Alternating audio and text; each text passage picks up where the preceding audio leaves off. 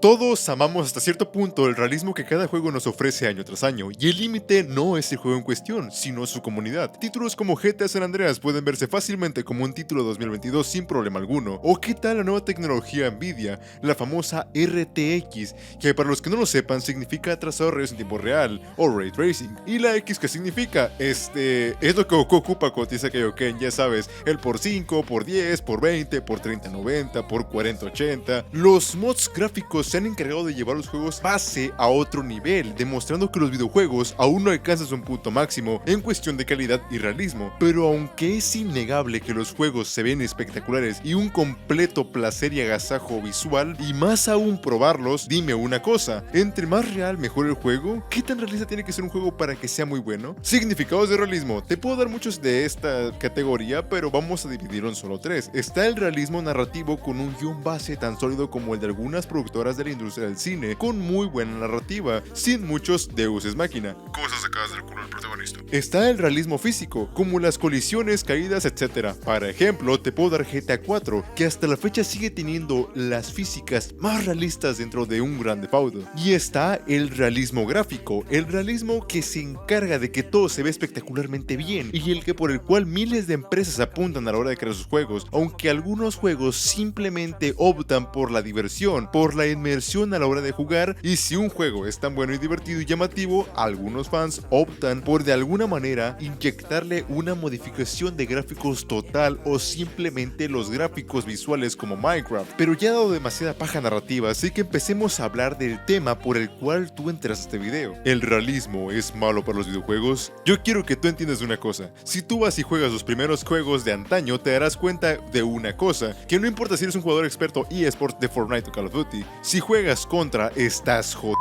Y lo mismo pasará si juegas Metal Slug sin morir ni una sola vez. ¿Por qué pasa esto? Te preguntarás. Porque los juegos de aquel tiempo eran más que nada para pasar el rato, más que para darles una dedicación total, como darles un guión a sus personajes o historias complejas que hoy en día tenemos. En ese tiempo la meta era sacarte una moneda de tu bolsillo y que murieras la mayor cantidad de veces posible para que siguieras gastando tu dinero en estos juegos para poder completarlos. También estaban en la misma época juegos más arcade como Pac-Man, que con una moneda te garantizaba diversión al tratar de avanzar con estrategia para que los fantasmitas no te mataran. Luego saltamos de época a la era de las consolas, donde los juegos fueron tomados un poco más en serio y ya había estudios y desarrolladoras enfocada en estos temas debido a la creciente demanda de los videojuegos. Y aunque en ese tiempo te veían como un freak perdedor, inútil y mil cosas desmonetizables para este video, lo cierto está en que este mercado fue creciendo cada vez más y ahora la estrategia de marketing era venderte consolas y juegos divertidos para que pasaras el rato. Ya no tenías tanta dificultad como los juegos de antaño. Esto era parte de una estrategia de marketing para vender más consolas, juegos y que siguieras comprando de esta misma o de más franquicias. El punto era mantenerte viciado a la consola y no tuvieras esa frustración que los juegos de antes te daban, de que era si morías gastar una moneda. No. Ahora era más inmersivo, ahora era más amigable para todo el mundo. Eran juegos simples y minimalistas o juegos complejos, pero no tanto. Simplemente tenían ese motivo, que tú te engancharas a la consola y siguieras pagando por más juegos, ya sea de una misma empresa de desarrollo de videojuegos o de múltiples. El punto era tenerte ahí viciado. ¿Ahora lo entienden?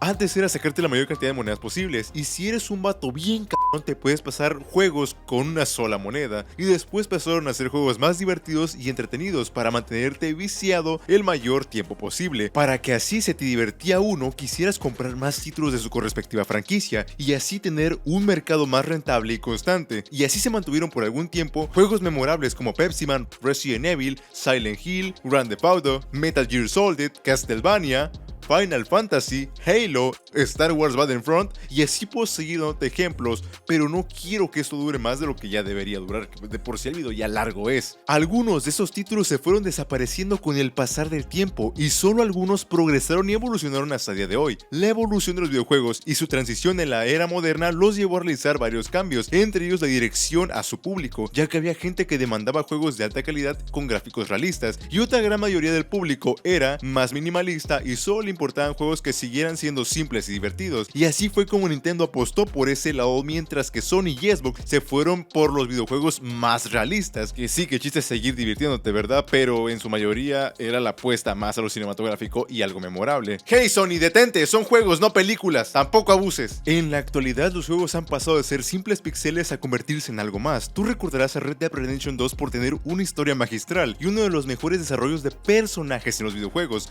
Recordarás a The Witcher 3 por su gran fantasía medieval, y no puedo hablar mucho de este tema porque aún no me lo acabo, pero en su historia principal es tan buena que no solo se limita a seguir un hilo hasta completarlo, sino que la historia se abre a una gran ramificación de esta y sus subtramas llegan a ser tan buenas como la historia principal. Este juego fue tan bueno que incluso coronó a CD Projekt Red entre los jugadores como una gran desarrolladora de videojuegos. Claro, hasta que llegó Cyberpunk y su reputación cayó por los suelos.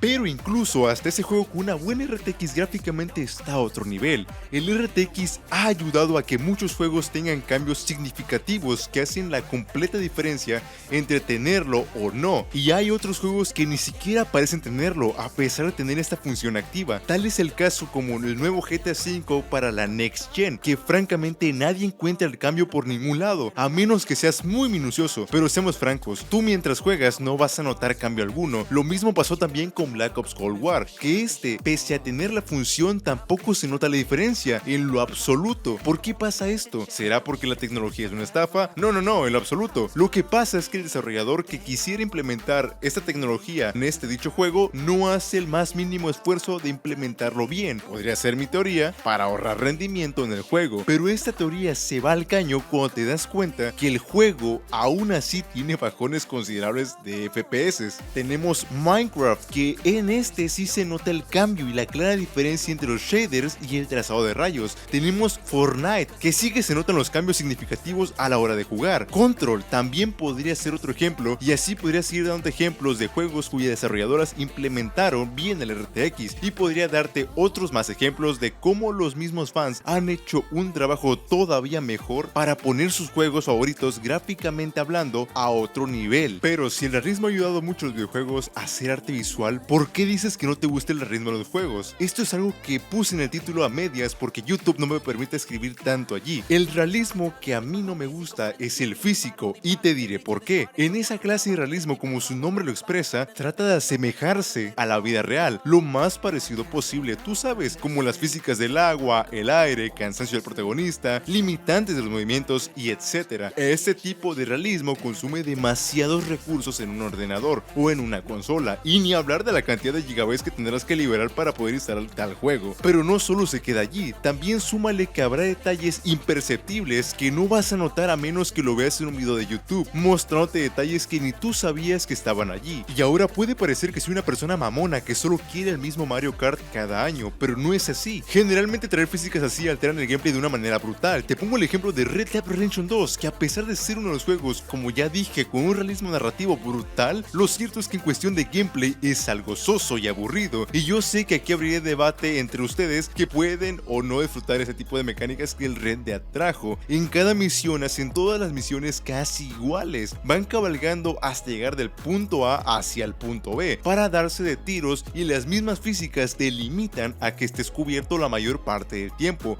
porque si vas por allí a lo John Wick vas a matar.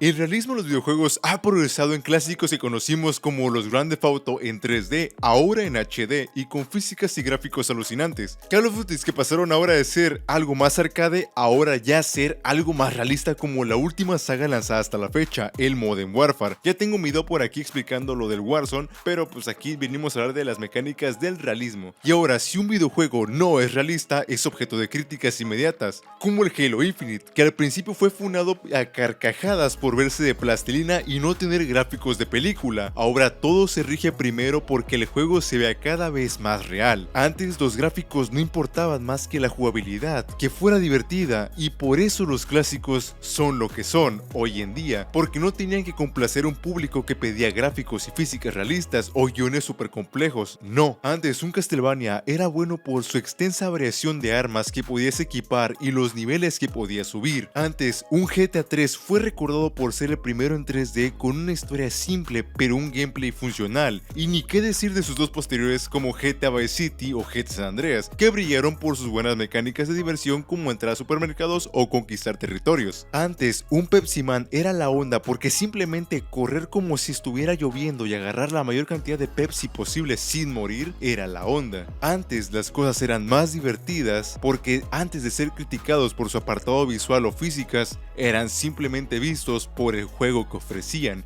el gameplay, lo que mucho se ha olvidado hoy en día por traer guiones, gráficos y físicas altamente realistas. Ahora, conclusión, el realismo llegó para quedarse y seguirá evolucionando con el pasar de los años y veremos cosas aún más alucinantes que cumplan todas nuestras expectativas y exigencias a día de hoy. Pero eso está bien para mí, porque no tienen que ser los juegos como yo pida o con la idea que yo tenga, porque simplemente soy alguien que se quedó fascinado con los juegos clásicos cuando los disfruté en su momento. Y lo mismo pasará con alguien que nazca mañana y crezca para jugar un GTA 7 o Call of Duty Guerra Milenaria 720 con su mejor amigo en un ciber donde renten Xbox Series Xperia Lord Master Race 820 Plus, el Alpha Omega 7XD. Al fin y al cabo, todos tenemos nuestras propias experiencias con los juegos y puede que seas alguien de mi edad que te tocó pensar que CJ regresaría en GTA V o que él era el mejor personaje de todo GTA o que simplemente era un sandbox espectacular que hasta el día de hoy sigue generando visitas en YouTube con los videos loquendo o teorías locas de la gente que saca de la casa de Snoop Dogg. O puede ser un niño que esté viendo esto y que piensas que Fortnite es un juegazo. No lo sé, la cosa varía según tu experiencia, pero en mi opinión el realismo no debió ser tomado tan en serio en los juegos, más allá del apartado gráfico, porque siento que le quita un poco de magia, ya que eso que se matan y se enfocan por implementar como las físicas y partículas innecesarias en los poros de los personajes podrían ser fácilmente reemplazadas por crear más modos o diferentes formas de divertirse en ese mismo juego, sin consumir tantos recursos innecesarios. En fin, yo soy Jeffrey Day y nos mantenemos en sintonía. Adiós.